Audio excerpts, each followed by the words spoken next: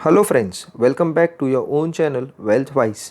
आज के वीडियो में हम एक फुल स्टॉक एनालिसिस करेंगे आईएफबी इंडस्ट्रीज़ के बारे में।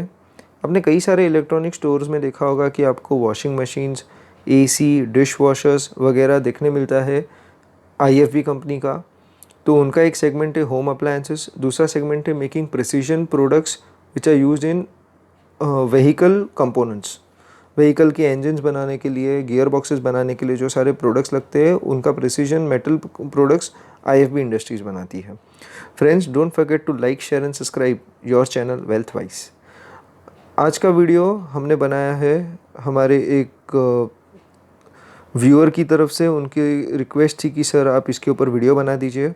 अगर आपको भी ऐसी कोई भी कंपनी के ऊपर डाउट है या क्वेरीज़ है और आप चाहते हैं कि हम उसके ऊपर एक वीडियो बनाइए और आपका ध्यान उसके ऊपर, मतलब आपको उसके बारे में डिटेल में टेक्निकल एंड फंडामेंटल एनालिसिस करके बताए, तो आप ज़रूर कमेंट बॉक्स में कमेंट करके लिख दीजिएगा, हम उसके ऊपर ज़रूर ध्यान देंगे।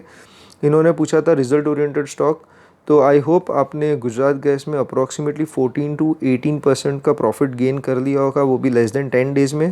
बिकॉज 253 से 302 का हमने जो टारगेट दिया था 291, वो तो रिजल्ट के दूसरे दिन ही आ गया था। एंड 302 को आज कंपनी के स्टॉक ने टच किया है, दैट इज़ 9 जून। अगला फोकस आपको रखना चाहिए पीडीलाइट इंडस्ट्रीज़। 17 यानी कि नेक्स्ट वीक में उसका रिजल्ट है। It's a very good stock and एक बार वो एनालिसिस देख लेंगे तो आप कोई भी डिसीजन लेने के पहले उसको एक बेनिफिट हो जाएगा आपको। अब हम देखते हैं आईएफबी इंडस्ट्रीज़ ये कंपनी करती क्या है। जैसे हमने पहले बताया कि एक this company is dealing into home appliances as well as vehicle components.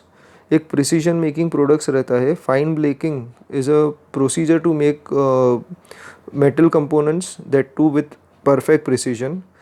इनके पास two wheeler, four wheeler as well as आप बोल सकते हो कि जो ट्रक बनाने वाली कंपनी है उनके भी गियर बॉक्सेस में लगने वाले प्रोडक्ट्स बनते हैं। That is Ashok Leyland, Nissan, Honda, Tata, Mahindra, Ford, Yamaha, Maruti, royal Enfield two wheeler में आ गया, फोर व्हीलर में वो तो रॉयल एनफील्ड इस टू व्हीलर एंड ट्रक दोनों सेगमेंट में है।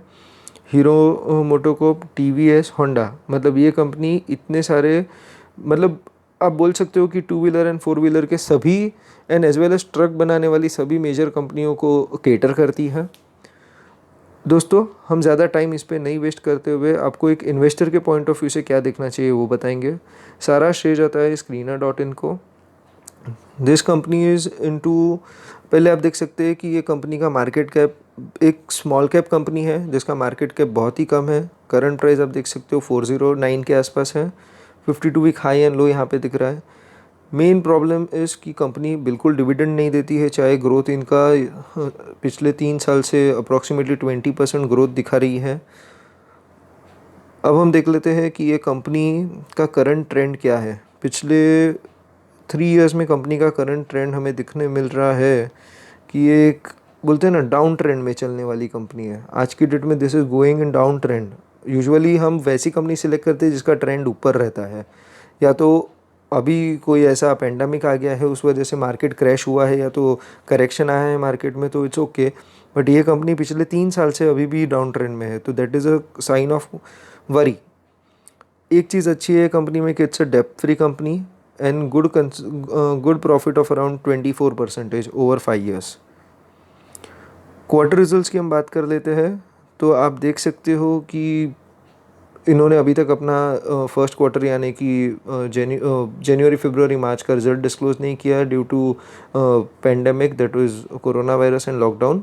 बट हम उसके पहले वाले रिजल्ट सब देख सकते हैं। तो आप वो रिज़ल्ट में ओवरऑल आपको नेट प्रॉफिट कंपनी का कितना जा रहा है वो आप देख सकते हो। 14 करोड़, 35, 19, 6 करोड़, यानी कि ये, मतलब बोलते हैं ना, एक स्मॉल कैप कंपनी और 6 करोड़ का profit is basically, it is a small cap company and it's a question of worry कि इतना कम इनका आ रहा है प्रॉफिट। और अभी भी ये साल का तो इन्होंने अभी तक लास्ट क्वार्टर का डिस्क्लोज भी नहीं किया, दैट इज़ मतलब Q4 का अभी तक डिस्क्लोज नहीं हुआ है।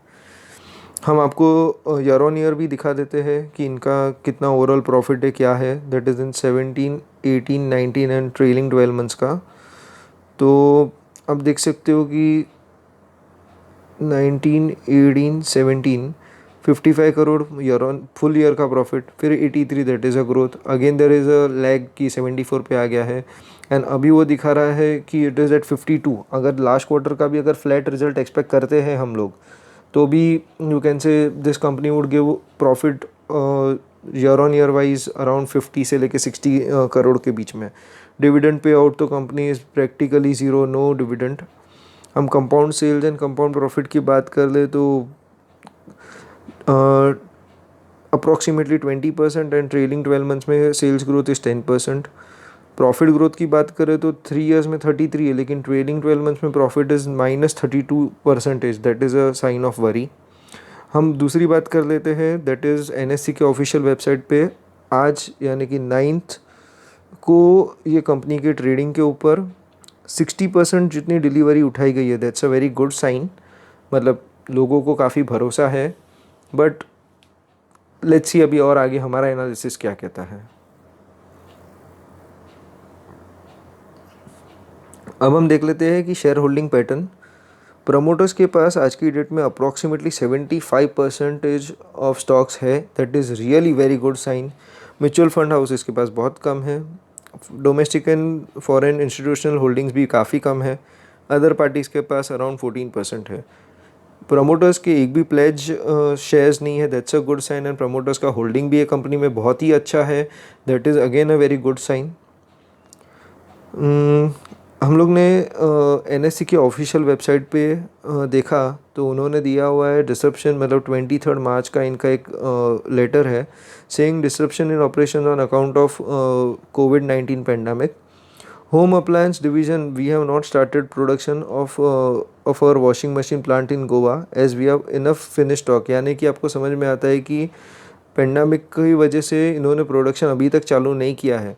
वो आया था मार्च अप्रैल मई में, मतलब March April and May is the time जब हम देख सकते हो कि जहाँ पे हमें लॉकडाउन फेस करना पड़ रहा है। तो वैसे टाइम में इन्होंने अभी भी इनके पास फिनिश्ड गुड पड़े हुए हैं, मतलब उन्होंने अभी तक प्रोडक्शन चालू नहीं किया है।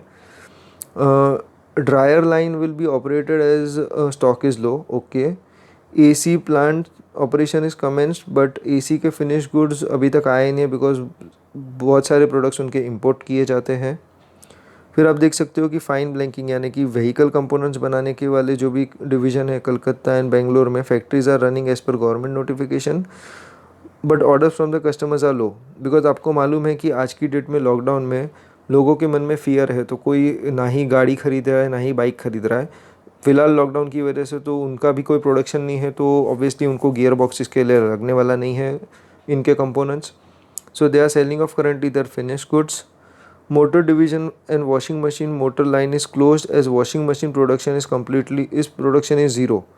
तो that is also sign of question कि भाई अगर अभी भी कंपनी के पास वॉशिंग मशीन, इसका होम अप्लायंसेस में एक वेरी गुड प्रोडक्ट गिना जाता है, बट उसका भी प्रोडक्शन ज़ीरो है। एंड लास्ट स्टेटमेंट में मेंशन किया है कि low scale due to very low offtake of the customers. Automotive motor line is operating at a very low scale. मतलब बेसिकली इनके पास अभी कस्टमर्स क्लाइंटेल काफ़ी अच्छा है, लेकिन क्लाइंट्स की तरफ से रिसर्च, मतलब क्लाइंट की तरफ से उनके पास अभी तक ऑर्डर्स नहीं है। अब हमारा रिसर्च क्या कहता है, ये आपको मालूम है 52 week high and low. Technical analysis के हिसाब से अभी डाउन ट्रेंड में जा रही है कंपनी।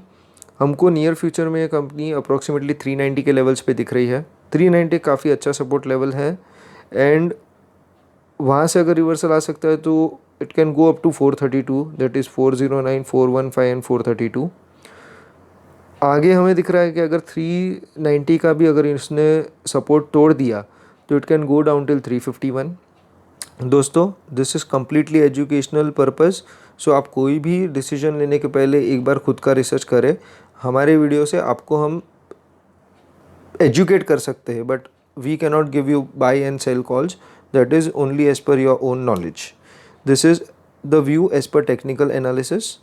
अब हमारा खुद का क्या मानना है दोस्तों, जनवरी फरवरी मार्च में poor result is expected, yet it is not disclose due to lockdown. अप्रैल मई जून में तो लॉकडाउन की वजह से सभी इंडस्ट्री अफेक्ट हुई है, तो वो तो एक्सपेक्टेशन है।